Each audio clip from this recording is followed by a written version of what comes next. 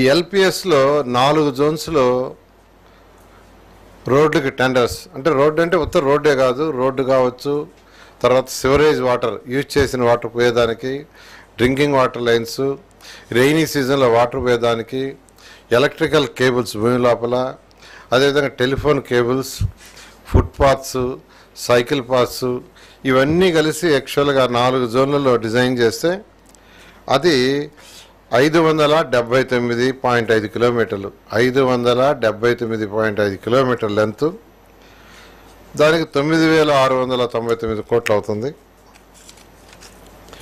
అదేవిధంగా trunk roads, main roads ఏదైతే 360 కిలోమీటర్లు మొత్తం, దాంట్లో ఈరోజు 151.9 కిలోమీటర్ లెంత్కి 7,794 కోట్లతో యాక్చువల్గా అథారిటీ పర్మిషన్ ఇచ్చింది.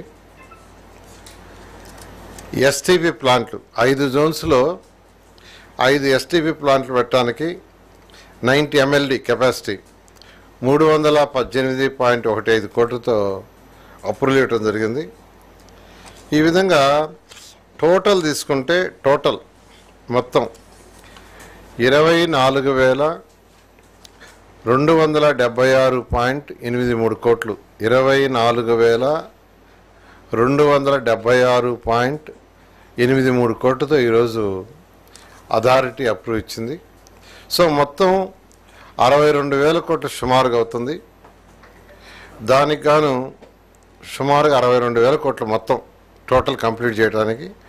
దానికి గాను ఇంతవరకు 45,249.24 కోట్లు అప్రూవల్ ఇచ్చింది. మిగతాయి కూడా వీలైనంత తొందరలో కంప్లీట్ చేసి అథారిటీలో పర్మిషన్ తీసుకోవడం జరుగుతుంది. దీన్ని రాబోయే క్యాబినెట్లో పెట్టి అప్రూవ్ చేసుకొని వచ్చే మండే నుంచి మండే లోపల యాక్చువల్గా వీటికి సంబంధించిన టెండర్లన్నీ పిలవటం జరుగుతుంది.